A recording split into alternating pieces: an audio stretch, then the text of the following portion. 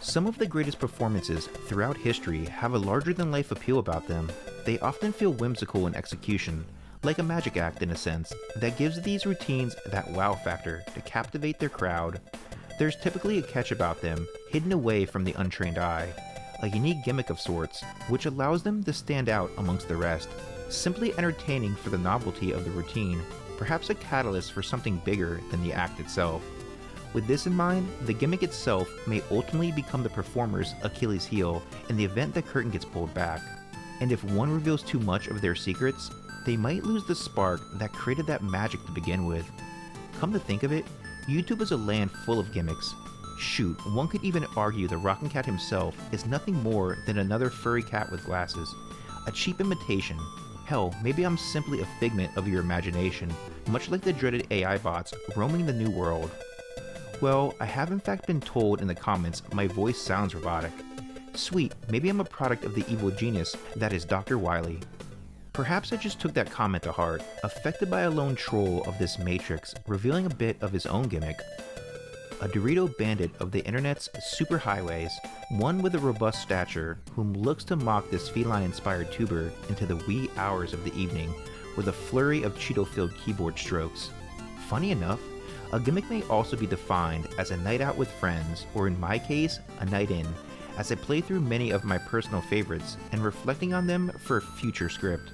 The earliest form of the term, used in context, dates back to the 1920s to describe a magic act of sorts, a magician's apparatus if you will.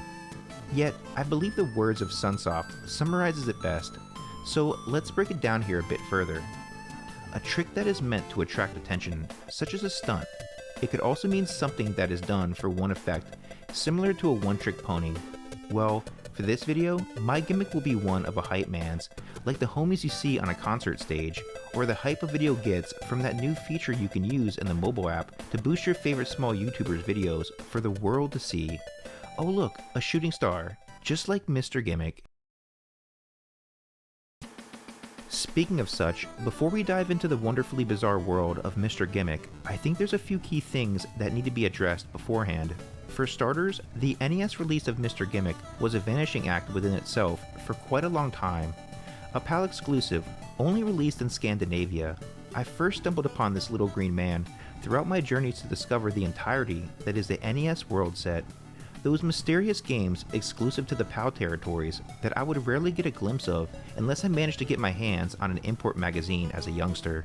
As a result, a large majority of these exclusives got little to no coverage at all in your local gaming publications, and when they did, they would often get fed to the editorial column to get eaten alive.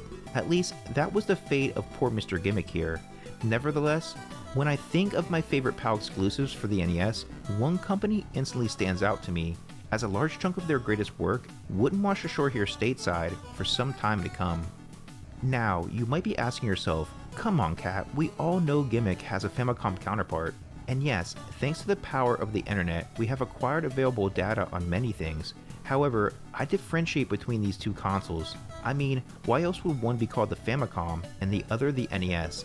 They clearly both have unique qualities about them, and let me make one thing perfectly clear.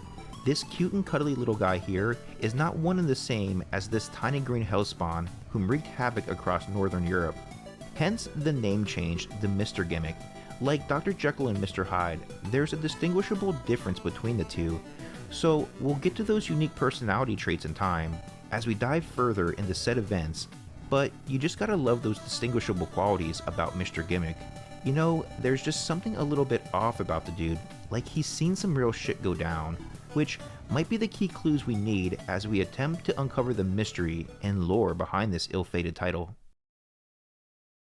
The name Gimmick doesn't typically ring a bell to the casual fan, but a good majority of seasoned NES diehards have come across this whimsical fellow at some point. He's grown a cult following over the last few years, managing to stake his claim to fame. However, the skies weren't always sunny over the lands of Gimmick. Back when our little fellow first hit the scene, the mighty Super NES was fresh out the oven, dropping banger after banger. The thought of going back to the 8-bit NES was simply an afterthought for many consumers and developers alike. It would take a great deal of manpower to put something out to rival the almighty itself. You needed something special to bring fans back to this tiny toaster oven late in the game, which is ironic because the modern aesthetic in many ways doesn't seem to quite capture the magic these early consoles did. When will they ever learn? Hence, this resulted in Gimmick never getting that moment to shine here stateside during that phenomenal late run of NES games. Sunsoft of America's vice president of development at this time felt the characters of Gimmick were, quote, too strange or quirky compared to Western cartoons at this time. Thus, looking for an original Gimmick in the wild is easier said than done.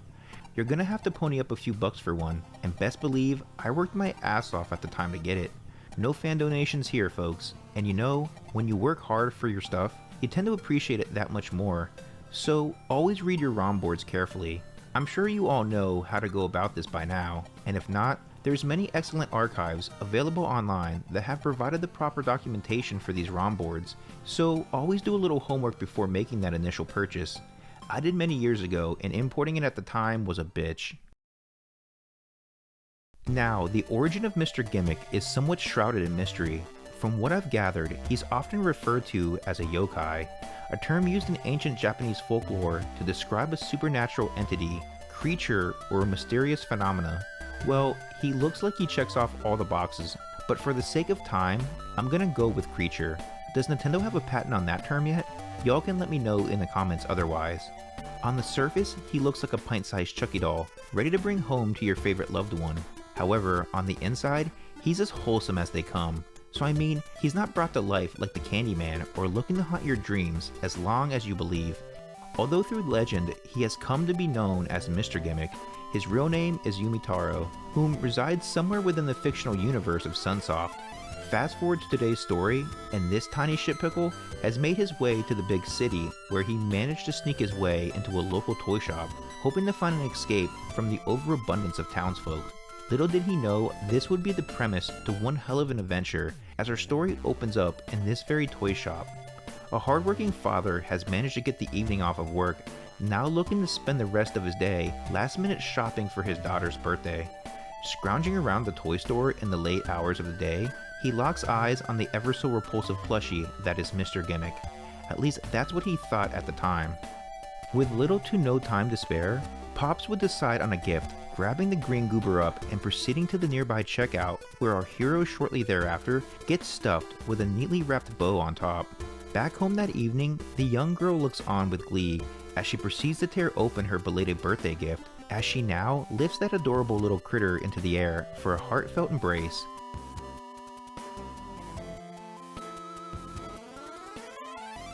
Later that night, the girl proudly places her new gift on display atop her mantle.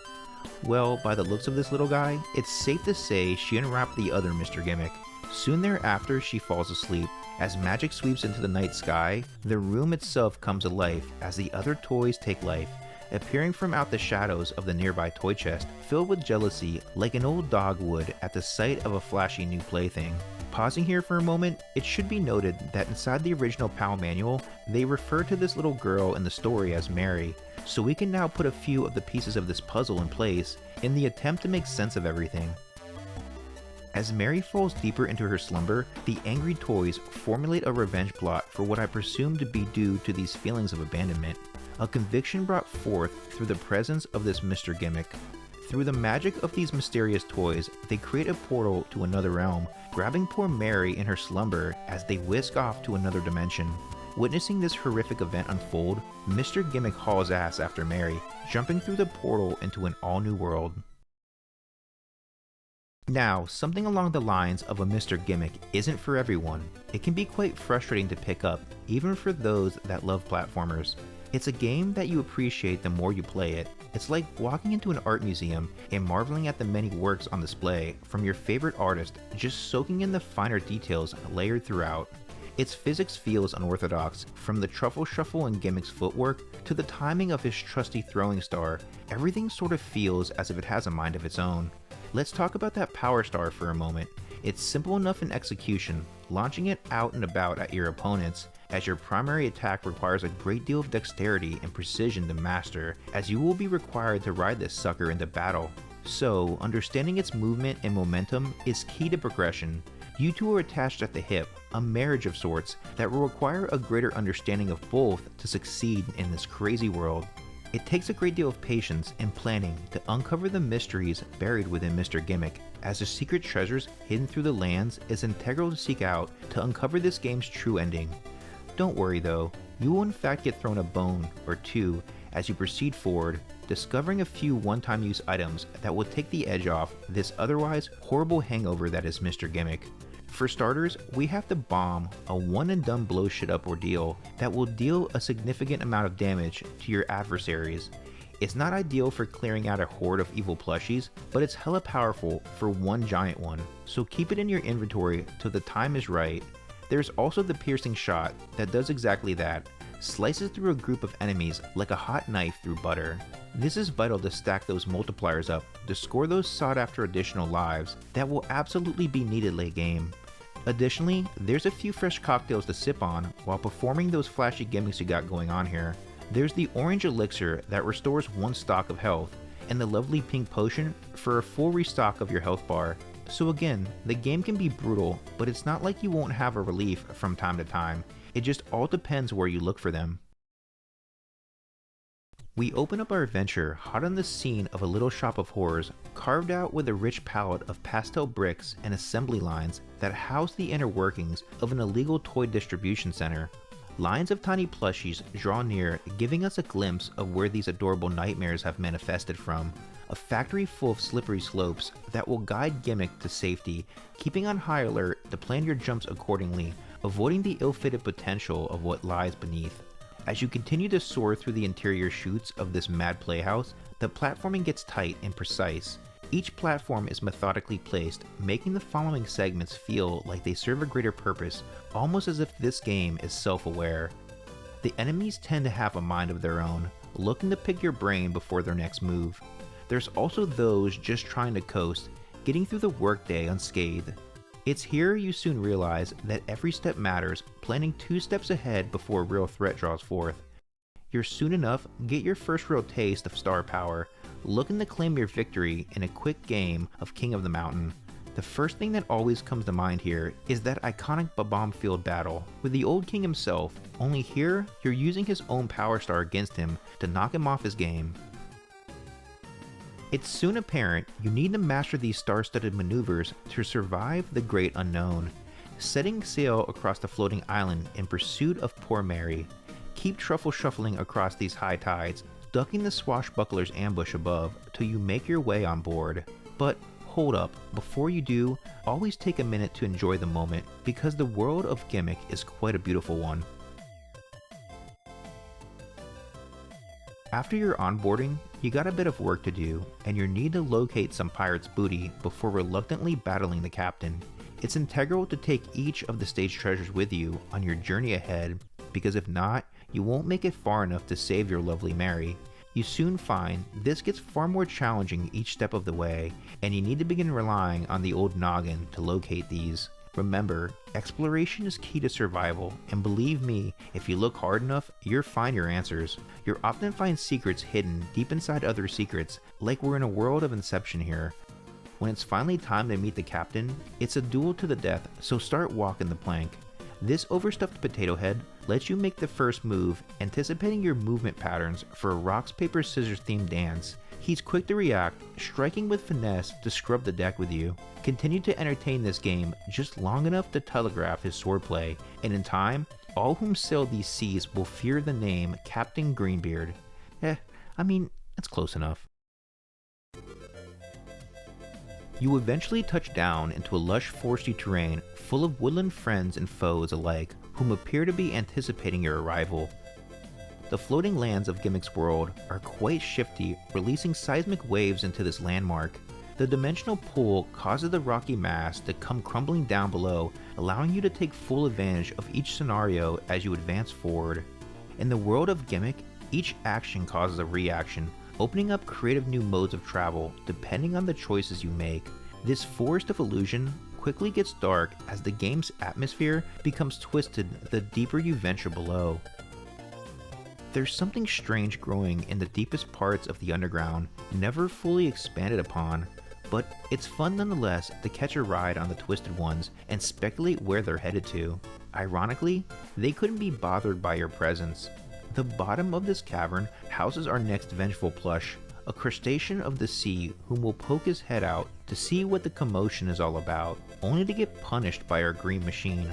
By this point, you will have your wheels up beneath you, and the most challenging aspect of this encounter is the slope itself. Even the creature itself doesn't appear to know how to deal with the situation at hand. This Cave of Wonders will lead you out to the main islands where this ancient ruins once stood tall. You need to interact accordingly to the village locals in order to catch a ride to the correct destination. Some more friendly than others, yet in due time they're all lend a hand here. A homage to Mario 2 perhaps. I see what you did there, Gimmick. Well played. The stage is filled with clever new trails carved out appropriately to test your knowledge thus far. You will need to have acquired a greater understanding of the central gimmick of, well, Mr. Gimmick, knowing when and where to shoot your shot in order to clear those game-breaking leaps with specific checkpoints throughout. Some are a one and done ordeal, so figure it out sooner than later, because if not, again, you aren't getting the treasures to reach endgame. The enemies scattered about are brilliantly animated and is one of the major selling points I commend this game for. Pay attention to the little lore bits programmed into the many enemy interactions throughout, as they can be overlooked for many first-time playthroughs.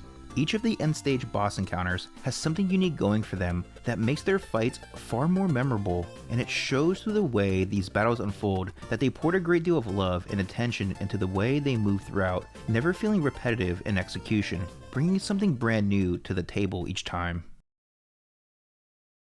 These ruins lead us into the underground mines, a make-or-break point for many veterans of the platform genre. This area provides players with some of the most difficult puzzles and platforming segments of this adventure. The stage is filled with interactive props and timely events to keep you engaged from start to end. A wild minecart chase will lead you on a direct path to the underground catacombs where one of the hardest to reach treasures lies, behind a series of obstacles that pits those slippery controls of Gimmick with the back and forth insanity of those tiny conveyor belts. This can be mentally crippling for those that aren't headstrong, especially on limited lives and checkpoints. It's all the little events here that play their part, and things only get more bizarre as the act closes out, with a behind the scenes look at what may be the supernatural engine that powers this floating estate. Who or what is responsible for this machinery is beyond me, but in short, it's the final test before you're put to the final test, as we look to embark on our final chapter moving ahead. As Gimmick races ahead, he enters the floating island's central tower of power, a vertical ascent to Mary, guarded by the elite underlings of this mysterious realm. A mix of single-screen puzzles and rotating obstacles that are the gears that power this world's majestic melodies. Speaking of melodies, Gimmick's soundtrack is top-notch, complementing your journey through a wonderful assortment of musical genres, from pop to hard rock, to a little bit of jazz sprinkled throughout, blended together and served up for just the right occasion. A chiptune performance for the ages that never misses a beat. Oh, and by the way, listen to the OST in its entirety on the Famicom. The audio chip utilizes 3 additional channels for music and sound, so you're going to notice a significant difference between the NES and Famicom releases. Moving along these trials, your mental and physical stamina is put to the test as you look to put the pieces of this puzzle together to solve this mystery, itching your way higher and higher across the infernal structure until you reach the maestro behind the scenes. A master magician who is eager to play a game of cat and mouse with his prey. He will lure you throughout the upper chambers, hovering above you as he presents us with a series of trials. With enough hindsight, you can overcome these gimmicks, leading you into a final sequence where he's far more cunning, whipping up various traps to drop down below, keeping you guessing his attack strategy at all times. The key here is to outsmart this smarty pants, luring him down below by appearing helpless as if you've been held captive by his shower of champagne bubbles. Just when he thinks it's safe to take a peek below, snap out of your stage routine and light him up. With enough overacting, you can outwizard the wizard's stage performance, releasing his grip on the island's inhabitants by lifting the seal that's become their magical imprisonment. With the curse lifted, a clear path to Mary opens up as a tiny utopia descends down atop the floating island, revealing a castle where the puppet master himself resides. possibly the creator of this universe? Whomever it may be, we'll know soon enough, as we're off to see the wizard, the wonderful wizard of Gimmick that is, only there's no yellow brick road here. A snow-covered field surrounds this castle, filled with the lifeblood of this world. Dozens of light-hearted creatures appear to take shelter here from the chaos that resides below. So don't go around causing trouble in these parts, or you just might get your head knocked clean off. Upsetting these creatures will result in giving chase, so keep it moving at all costs. A tranquility surrounds these parts as you gather your thoughts across the courtyard, climbing your way to the castle gates. As Gimmick proceeds forward, he's met by a mysteriously cloaked entity whom quickly engages in combat, teleporting across the castle halls as he proceeds to send a sandstorm of magi your way. A wall of pure energy that must tactfully be scaled with the utmost grace, using your momentum and angling your counter rate just right to score a shot with your power star. With each hit, the cloaked figure regroups, sending another series of storms your way, till eventually the gig is up, revealing the man behind the mask. A tall man covered in future tech that wields a mystical saber. He's got a grace in his footwork, playing a dueling duet with Gimmick, putting you in hot water with his unorthodox movement patterns, striking with a great deal of range, pushing you back until you're rendered helpless. In this case, it may be best to bring some elixirs with you, keeping them stocked for the occasion, saving your inventory to this moment to do a boatload of damage. Mirror this strategy with a star-studded performance, and with enough back and forth play, you can score some much needed blows. As this final routine comes to a close, our mysterious man will be outplayed one too many times, sending his spirit energy back into the ether, opening a path forward to a familiar face. Just as Mary begins to succumb to her fate, a door swings open as the light reflects on a silhouette of our little green man. Standing in the doorway is none other than Gimmick himself, leading the rescue charge as he instructs Mary to follow his lead. With the world rebalanced, the energy held captive at the orbital helm quickly shatters, dispersing the energy back into the universe and sending the floating island into chaos. As the castle begins to crumble, Gimmick opens a portal before them, jumping through and leading the two back to their homeworld, which leads me to believe perhaps this very realm was one that Mr. Gimmick escaped from, as our adventures close out across the midnight skies.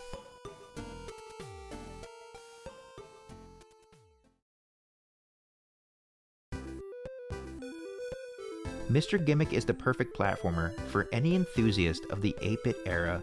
Its many praises are warranted here, established through an advanced assortment of in-game mechanics combined with an unorthodox control scheme that makes exploring these cleverly decorated stages otherworldly, especially for its time of release. It's got an exceptional learning curve that doesn't handhold, providing you with the tools for success from the very start. This is exemplified through the developer's craft.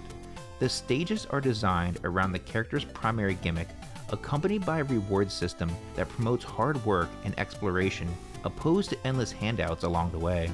It's a title often brought up in discussion when on the topic of games that truly push the limits of the NES hardware, not just getting wrapped up in great audio and visuals, but the complete package going outside the standard safety box by redefining what an 8-bit platformer could look and feel like.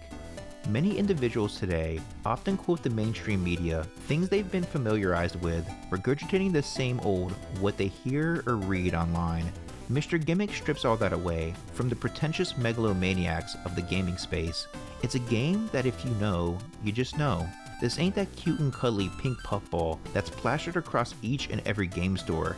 No, not at all. This is the OG himself, the true trailblazer, the one and done, pound for pound, best bout machine of the underground ring.